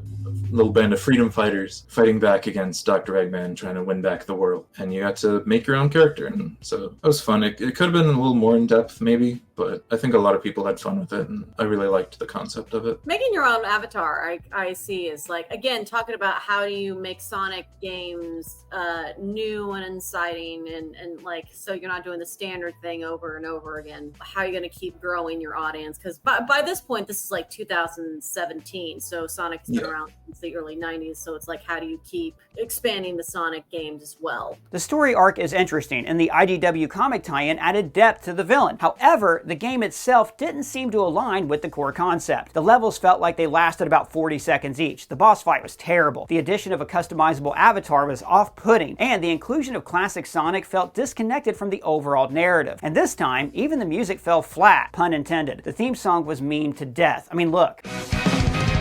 Together we can show the world. I guess if I could say something nice about it, there was the double boost mechanic that allowed modern Sonic and the custom avatar to team up for a high-speed dash that obliterates obstacles and enemies. But even then, it felt overly scripted, limiting player control, and relying heavily on spectacle rather than skill. You got done and thought, well, I guess that was a game. So there's nothing positive about this? Oh, the Metal Virus arc is based on this game, and that's awesome. Wait, what happened to the Archie comics? Ah, yes, thanks, Doug. We are going to take a brief detour back to the comics. In early 2017, Sega ended its licensing agreement with Archie Comics. The exact reasons were kept private, but Sega believed to be seeking a new direction for the Sonic comics, possibly due to dissatisfaction with the ongoing legal issues or changes in how they wanted to manage the brand. Ken Penders, a writer for the Sonic the Hedgehog comics at Archie, became embroiled in a legal dispute over his intellectual property, particularly regarding characters that he created, like Knuckles' family. In 2006, he sued Sega and Archie, alleging improper use of his characters. The lawsuit resulted in removing many of his creations from the comic canon and stirred controversy within the Sonic fan base. This dispute ultimately contributed to the end of the Sonic comics at Archie and changed the series' direction, marking the end of an era for Sonic's long-running comic series under Archie, which had lasted for 24 years. A significant effort was then made to streamline Sonic's timeline and continuity across games and comics. This initiative was led by Takashi Iizuka and the Sonic team, who emphasized the importance of consistency in lore across all media. Evan is one of those people tasked with organizing the lore. Yeah, well, it's currently a work in progress. We've got 30 years of Sonic to untangle, so it's going to take a while. In an odd way, the one character who's remained consistent through the games, comics, and shows has been Sonic himself. It feels like Sonic as a character has been stronger and more consistent than I think people realize. The original Sonic material from like the Japanese releases, like the tie-in stuff where they give like the character bios and stuff, the description of Sonic and all of his friends have been largely the same since day one, because he is such a strong, static character that you can kind of just put him in any situation, and if he just acts like himself, he'll make the situation so much better and more intriguing and interesting. He's very much about going to a new place, meeting new people, changing their lives, and then he leaves. That's the basic Sonic formula. This has been the primary reason why he's been so adaptable to genre, gameplay, and environment. He's a nomad. And so newer projects like the IDW comics launched this initiative, aligning with Sega's strategy to integrate storytelling while respecting Sonic's nomadic nature. With the IDW Sonic comics, it was a fresh slate, starting new, starting directly after the events of Sonic Forces, and so from the get-go, it's meant to exist in the same world as all the Sonic games, have all that same content, have all the same characters of the same world. Many of the creative team members from Archie, including Ian Flynn, were brought on to continue working on the new IDW series, ensuring some continuity in the comic's tone and quality. We mainly, if we're drawing from game material, it would be the big titles. So we draw from like Sonic Adventure 1, 2, Unleashed, Colors, any of the big 3D games. We'll draw from those. And then usually we have a focus on very recent titles. For instance, Sonic Frontiers just came out. So we need to think about how we can update the stories we're telling to reflect that, because now that's the thing that fully reflects where the franchise is. We also introduced a few minor villains, Rough and Tumble, a couple of Skunk Brothers that are just, they're Team Rocket, they're Rocksteady and Bebop, they're the goofy guys. The villain is Dr. Eggman, but he's always a world conqueror. When he shows up, it's a big deal. You can't hit that same note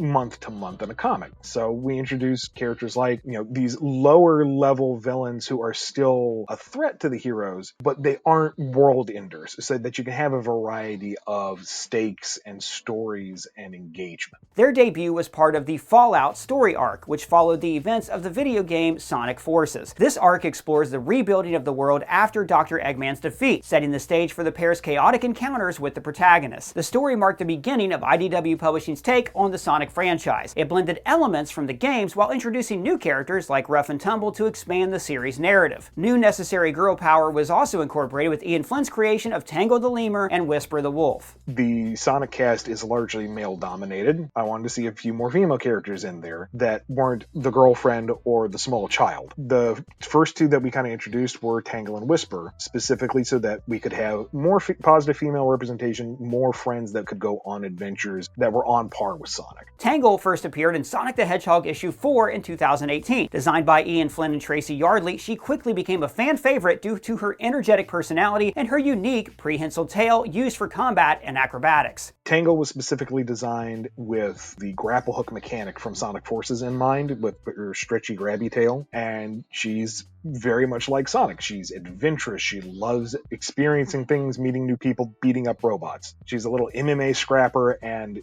because she was so new to the world and so full of energy, she was a great audience surrogate in this early book to understand Sonic's world. Everything she's meeting and interacting with for the first time transcribes to what the new readers are experiencing and understanding. Whisper the Wolf debuted in 2019 in Sonic the Hedgehog 8. Whisper the Wolf is the exact opposite. She's reserved, she's quiet. Where so many of the characters are bright and colorful, right there in your face, she is withdrawn. She's serious. Even her color palette's a little more muted, which makes her five little Whisk companions pop out even more. And that makes her a fantastic foil for so many of the other characters. Her gravitas and sincerity act as kind of an anchor to remind us, oh, these are serious adventures that they're in. But she also has a cool transforming gun that makes her fly and blow up stuff, so she still fits with that adventurous fantasy feel. And that too was inspired by the fantasy weapons from Sonic Forces. Her mysterious and layered backstory and strong sense of justice helped her gain a following among Sonic fans. Together, Tangle and Whisper starred in their own miniseries, Tangle and Whisper, which expanded on their bond and their individual stories. A few of our original characters, Tangle the Lemur and Whisper the Wolf, have appeared in the various mobile games that are currently running. There's been mentions of them in the dialogue of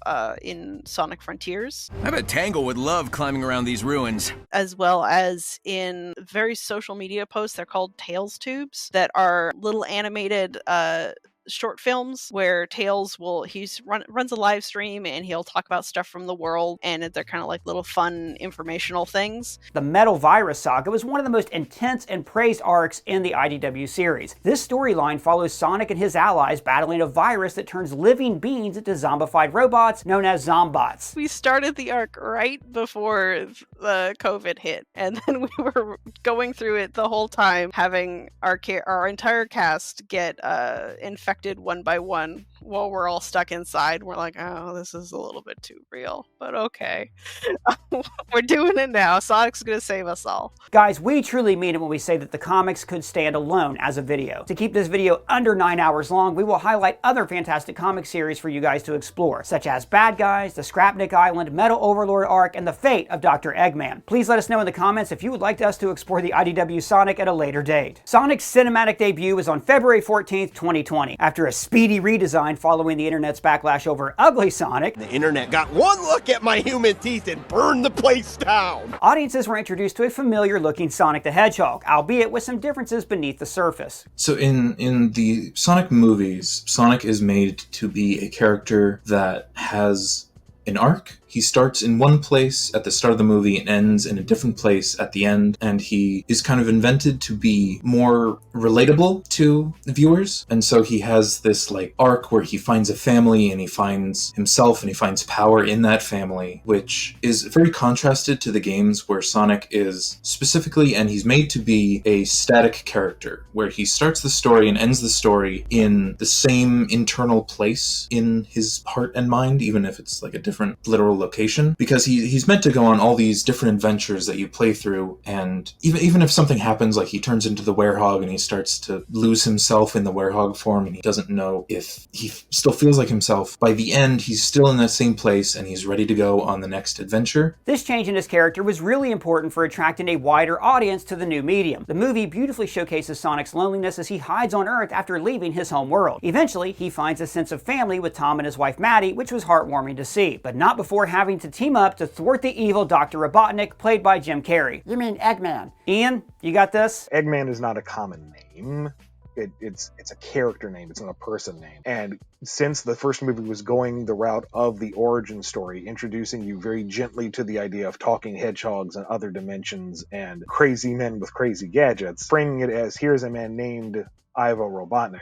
I think it's technically Evo, but you know, for this, that's what they called him, Ivo, and have him transition into the role of Eggman kind of follows the same arc that it went with the Western marketing from 99 to present. Carrey's over-the-top performance was definitely a draw and a huge relief to Sonic fans. Everyone loved him. Jim Carrey's about 80 different instruments. He's a trumpet. You're going to hear him show up and you're not going to miss him at all. For the movie versions, Carrey's version of him is much more on the quirky comical end of things. He's a very, very unique physical comedian, not just haha funny, but also facial expression and all the physical mannerisms. I feel like are quite different than any other character could be. I will admit, initially I was worried because Mr. Carrey's performances can be nuanced or they can be just him having fun. There's nothing wrong with him having fun, but you know, there's Ace Ventura versus Truman Show. You know, there's a range there. And listening to his own personal philosophy on Robotnik and then seeing him in the first movie, loved it, because he got the cruelty of Robotnik. Sure, he's very animated, he's very bombastic, he's quite the character, and that's all on point. That's Mr. Carrey's strengths, that's part of what the Eggman character is, but he got the cruelty, the malice, the bitter pettiness that makes Robotnik, Eggman, an actual threatening individual. It's not just that he puts animals and robots. He's a bad person. He enjoys hurting other people. He enjoys being above others. Mr. Carrey found the perfect balance of someone who could be larger than life, but also be just awful as an individual. Fans almost lost it when Roger Craig Smith, who had been voicing Sonic since 2010, announced in January 2021 that he would step away from voicing the character. Roger Craig Smith made this announcement on Twitter that he was no longer going to be voicing Sonic, and he posted this like little broken blue heart, and everyone was really torn up about it, and I did this little send-off drawing of Sonic holding like a champagne glass but with a chili dog stuffed into it, just kind of like, cheers Roger, thanks for 10 years as Sonic. And for a while I didn't see him respond to it, and then later the news came back that Roger was going to still be voicing Sonic, and then I got a response. He was like, I don't know how I didn't see this, it's a little funny that I saw this now after I'm coming back, but thanks for the drawing. And I was like, no problem, thanks for responding. His reappearance coincided with new projects like Sonic Frontiers, reflecting Sega's renewed confidence in his portrayal of this iconic character. Sonic Frontiers was released on November 8th, 2022 for multiple platforms. Ian had been brought on to write the game. The team at Sega presented the premise. You know, Sonic and his friends go to these islands, they have to fight these giant titans, there's multiple supersonic fights, Eggman has a AI ghosty daughter. Make that make sense. The game's story follows Sonic as he explores the Star Isles to rescue his friends Amy, Tails, and Knuckles. He must stop a mysterious entity known known as The End and uncover the history of an ancient alien race called the Ancients. One of the big things I wanted with Frontiers was to make it feel like the next chapter in an ongoing epic adventure. A lot of Sonic's titles were very self-contained. They didn't usually reference each other in any significant way. You could find through lines, you could make connections, but typically it was done in one, and sometimes they didn't feel like they could exist in the same story or same universe. So with Frontiers specifically, I wanted it to feel like everything has mattered. If you have been a Sonic fan since the Genesis days, if you jumped on during Dreamcast, if you jumped on with Sonic 06, for pity's sake, or one of the DS games, as long as you've been following Sonic, your attention mattered. You have come with us on this journey to this point. Sonic battles robotic titans, collecting Chaos Emeralds to confront major bosses in a mix of open-world exploration and traditional platforming. Also, the challenge of Sonic Frontiers being largely open world, so the player controlled how the story progressed. The reoccurring theme throughout was that Sonic's friends were in peril and he had to rescue them.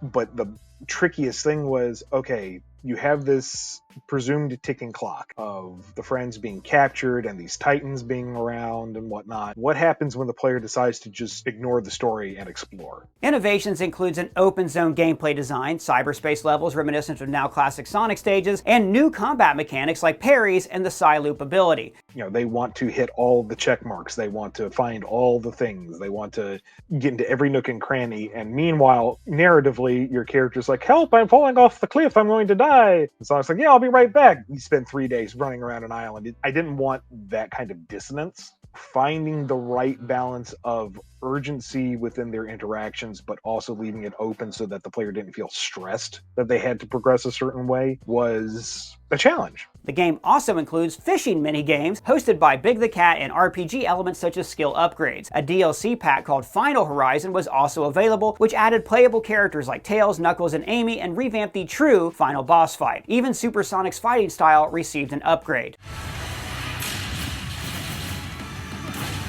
Rock music roots in the game also had a jukebox feature where you could change the music while you were running around. The music combined atmospheric ambient tracks for exploration with adrenaline-pumping metal themes during Titan battles. Composed primarily by Tomoyo Otani, the soundtrack features varied styles, including orchestral pieces for emotional moments and high-energy tracks like I'm Here and Undefeatable, performed by guest artists like Kellen Quinn and Mary Kirk Holmes. Because the boss fights in Sonic Frontiers are these gigantic, violent spectacles, and the tracks that go with it are just as, raw and aggressive as the fight itself. So you get pumped, and just the defiance and the confidence and the, I don't want to say anger, but energetic is not enough of Undefeatable. I don't know, it speaks to a lot of folks. Now, what was speaking to Netflix was an originally produced cartoon with an MCU borrowed concept, and so Sonic Prime came out on December 15th, 2022. The animated series follows Sonic as he enters a multiverse known as the Shatterverse. His impulsive act now, think later mentality leads him to shatter the Paradox Prism, which throws him into various alternate realities. In these alternate worlds, Sonic encounters cyborg versions of his friends, including Tails, Knuckles, Amy, and Rogue. Each cyborg has distinct personalities and abilities. Although the concept may feel overused due to Marvel's influence, No.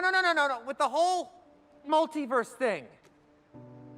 It's not great. Exploring the multiverse offers a chance to showcase alternate interpretations of familiar characters. For instance, we see a more sinister version of Tails and a rebellious version of Amy. As Sonic works to restore his original world, he must earn the trust of these altered versions of his friends and prevent the Chaos Council of 5 alternate Eggman from further exploiting Paradox Prism's powers. Oh, so many Eggmans, so many questions.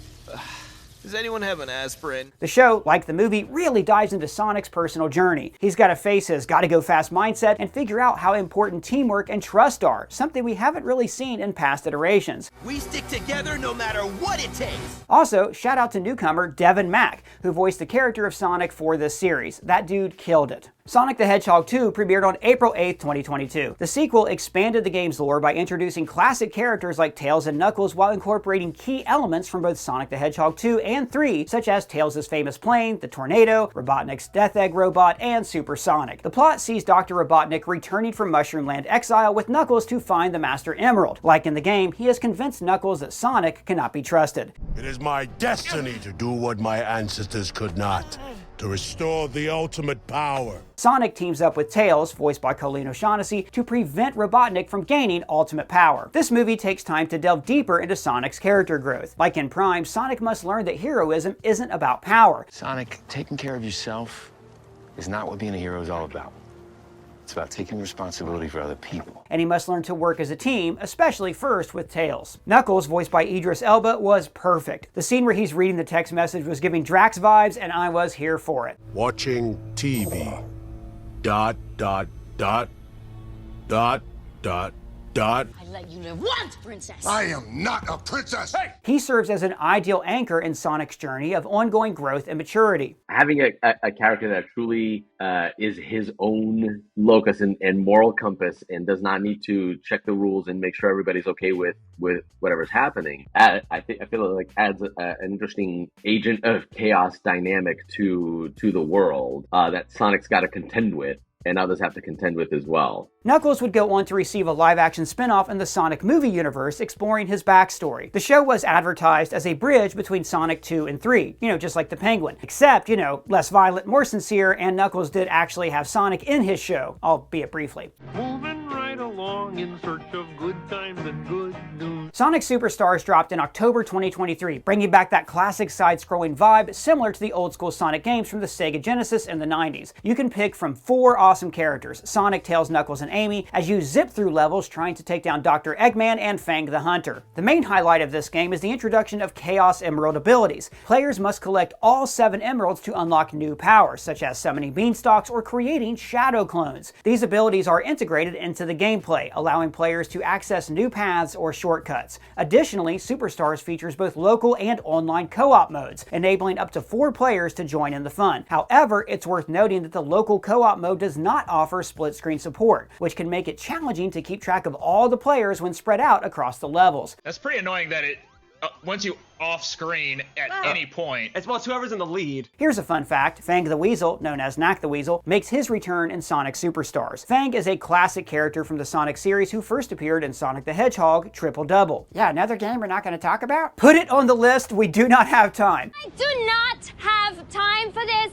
I do not have time for you. In Sonic Superstars, he's back as one of the bad guys teaming up with Dr. Eggman. It's been ages since he had a big role in a Sonic game, so I'm all for having more characters getting their time in the spotlight and having fewer Ferngully Amy's. What? I went back to Prime for a second. Before the release of the upcoming game Sonic X Shadow Generations, a web series titled Dark Beginnings, written by Ian Flynn, focused on Shadow the Hedgehog's character development and his relationship with Sonic. The animation department really wanted to do something with this, to really push the envelope in terms of what Sonic animation had been, and I was just very happy to contribute to that because we were able to lay a lot of narrative groundwork, educate folks who don't know anything about Shadow what his very complicated past is. Shadow Generations was a re-release that combined the beloved Sonic Generations game with a unique Shadow-focused expansion. In this game, players get to hang out with Shadow the Hedgehog as he goes on his own adventure in the Sonic universe. The story dives into Shadow's backstory, dealing with his rivalry against Black Doom, and touches on some of the themes from the 2005 game. Unlike Sonic, Shadow's gameplay is all about his cool abilities, like stopping time, which makes solving puzzles and getting around more tactical and interesting. With Shadow Generations, the story had to happen concurrently with Sonic Generations. Where that crossover would be was one of the challenges, because Shadow is a rival fight in Sonic's game, so we know they have to tangle at some point. There was an additional scene to set up that interaction between Sonic and Shadow on Shadow's side of things, and that was just delightful, because we got to go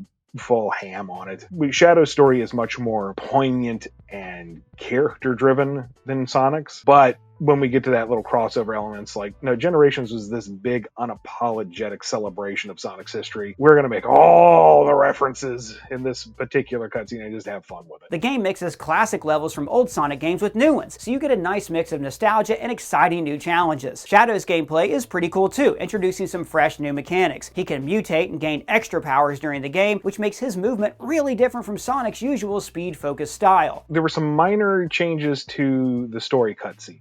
Dialogue was updated so that it was more in line with the present treatment of classic Sonic within the world. Some of the scenes that fans were not really happy with in the initial release were revised a little bit. If you rescue the friends with modern Sonic, he now has dialogue for each interaction. Small things throughout. Amy's characterization at the time, she's grasping at Sonic like a wild animal while he's holding her back by her own face. Knuckles makes an offhand comment and she slaps him across the scene, and it's like, they're friends. And it wasn't just for Amy's sake, Sonic's being a bit of a jerk, putting his hand in her face, and Knuckles, the toughest one, is getting slapped around like a piñata. So everybody got a little bit of a touch-up to be a little more respectful of the characters. On September 24th, 2024, during Sega's Sonic Central livestream, a collaboration was announced. Sonic the Hedgehog will team up with the Justice League from DC Comics. So this marks Sonic's first major crossover comic since the Worlds Unite event in 2015. They will launch a 5-issue comic series written by Ian Flynn, in which Sonic and Team Sonic join forces with the Justice League to confront a significant threat. I was approached by DC, who said, we're putting this together. Would you be interested? And I said, why, yes, thank you. And said, here are the characters that we're going to be utilizing. Pitch us a story. The partnership was teased on Batman Day 2024 with a fun animation featuring Shadow the Hedgehog dressed in Batman-like gear. The series is set to debut in March 2025 and will continue to expand into consumer products through 2026. Sonic remains a beloved character in gaming culture with a dedicated fan base and a lasting legacy. As Sega continues to explore new directions with the character, Sonic's history reflects both the highs and lows of the video game industry. That to me is how the Sonic world and the universe will continue, and it'll just grow and grow and evolve, because we fans who play the games and interact with the character in that world are evolving. Some of us have been doing it for 5 or 10 or 15 or 20 or 25, 30 years. So going from being a kid to a teen punk rebelliousness to I've outgrown it. It's immature back to, but I love it, and it's such a part of who I am. Sonic's comics have significantly expanded the franchise's lore, introduced new characters, and developed complex narratives that have influenced other media. Recently, IDW celebrated a milestone in comic history with Sonic, and that's Sonic the Hedgehog 900th Adventure comic, released on September 13th, 2023 by IDW Publishing. But it was on Sonic's 900th adventure, which was this big milestone arc where the editors counted it all up. That would have been the 900th Sonic story. So they did this big thing where it's like an annual, but instead of small separate stories, it was small connected stories, written and illustrated by different people, but forming one larger story. And I got to write one of these small chunks for that, alongside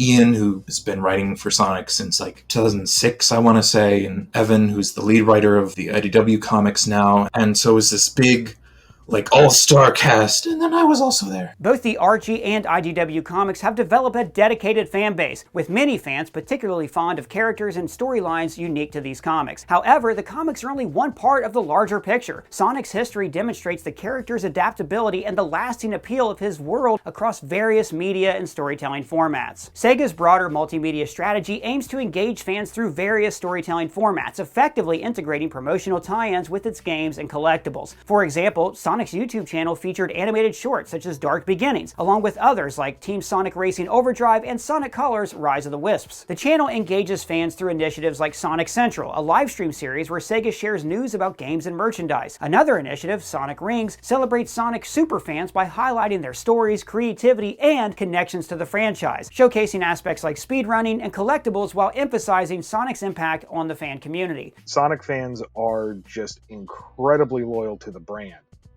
And I think part of that is from why it's so accessible, why it is so engaging, and the fact that it keeps kind of reinventing itself as time goes on to remain fresh and experimental, so you never quite know what you're going to get from it. Sonic Symphony has become so successful that Sega expanded it into a live world tour, bringing the experience to theaters globally. Sonic's cultural significance, especially in the 1990s, helped define the gaming landscape of that era. Sonic's appeal to both children and adults has kept the franchise alive through various decades of gaming evolution. I think the fan base and the broad experience, the collective broad experience of our fan base is why Sonic will continue to grow and evolve and grow and evolve in every way. And even to the point of technology and music evolution and different concepts and different artistic creative minds coming to bear on the various elements of the Sonic universe and Sonic world and its characters. All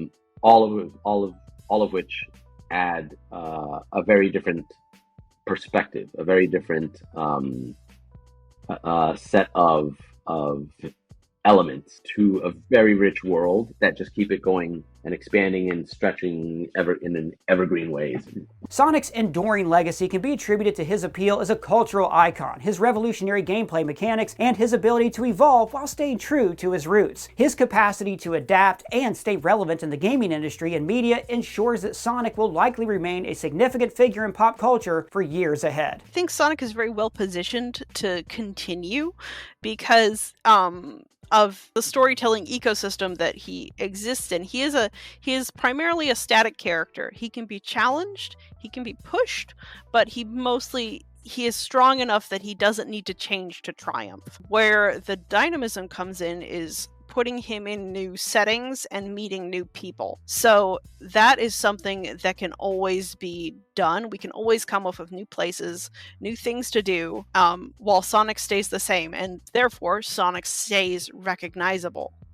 And that is a very good place to be in a continuous franchise like this one. Couldn't have said it better myself. And that, for now, is the definitive history of Sonic. We want to thank all the folks you've seen throughout this video: Ian Flynn, Evan Stanley, Aaron Hammerstrom, and Jose Delgado. You can find all their socials in the description below, and huge shout out to Bevan, who wrote this video, and all of our editors. We loved putting this together for you. And let me know what you think down in the comments or at me on Twitter. And if it's your first time here, please subscribe and smash that bell for alerts. For ScreenCrush, I'm Ryan Airy.